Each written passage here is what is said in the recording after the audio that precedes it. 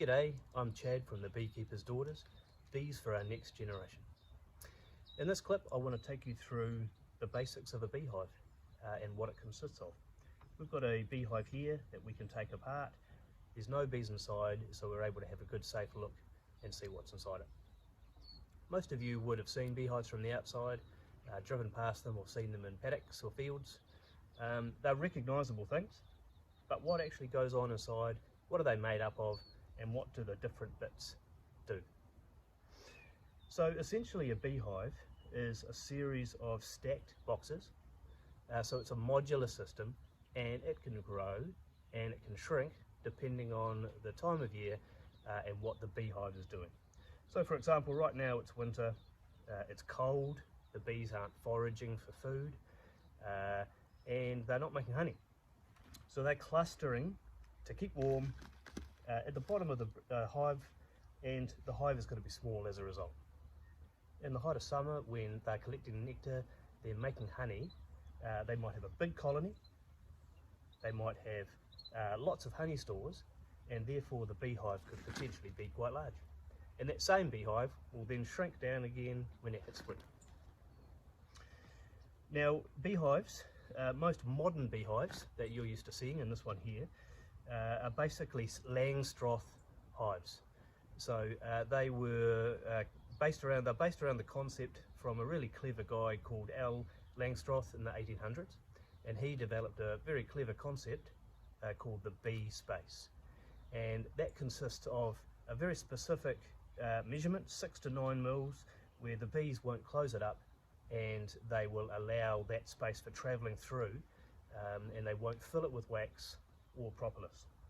So what we call the modern beehive essentially hasn't changed for the last 150 years, but what it allows beekeepers to do is to very easily be in there, removing and moving frames and parts of the beehive around, because they're utilising the bee space, which the bees don't fill up with wax or propolis. So let's have a closer look inside the hive and see what's in. Alright, so starting at the very bottom, we have the bottom board, and this is a critical part of the beehive. It has to be really strong because it takes the weight of the entire hive, which I said earlier can be quite large, quite a few boxes.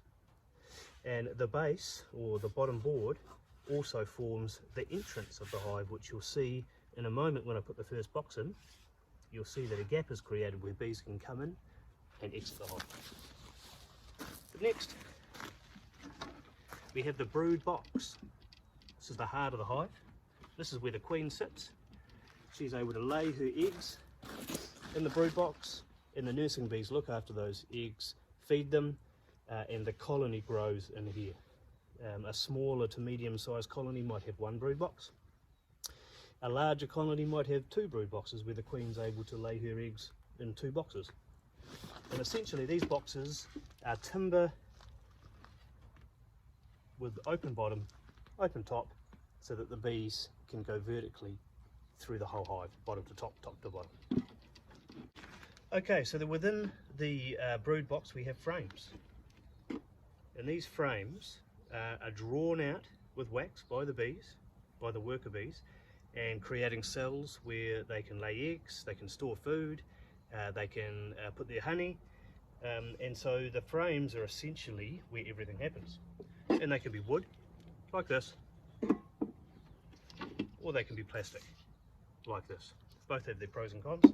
And this entire brood box is filled with these frames, and the beekeeper is able to remove a frame at a time, inspect, check, do everything they need, and the next box will be the same. Okay, next we have the Queen Excluder. Now the Queen Excluder is basically a timber frame, or it could be made of other materials, with a very specific holes that allow the worker bees to come through, but not the queen, because the queen is larger than the worker bees and she can't come through these gaps. And what that means is that the beekeeper knows at all times where the queen is. The queen is in the brood box or the brood boxes if there's more than one. The next boxes that we put on top above the Queen Excluder are the honey supers. Now this is where the bees store the honey. And again, they're putting the honey in frames, and the frames come along and fill up the whole box. Beekeepers are able to remove a frame at a time, inspect, extract the honey, etc. And quite simply, the beekeeper can put more boxes on as the beehive collects more honey. Next we have the feeder. Now the feeder box is for when the bees maybe have not been able to get enough food to survive through the winter, and the beekeeper is able to feed the bees sugar so that they have enough food supplies to get them through the winter.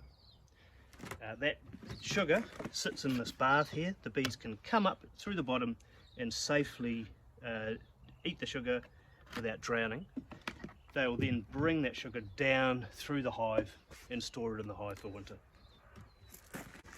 And then the last two things, just to top off the hive, is a hive mat. The hive mat helps to insulate and keep the hive warm. It also maintains what we talked about earlier, which is that bee space, which means that the bees will not glue that lid down so the beekeepers can't get in.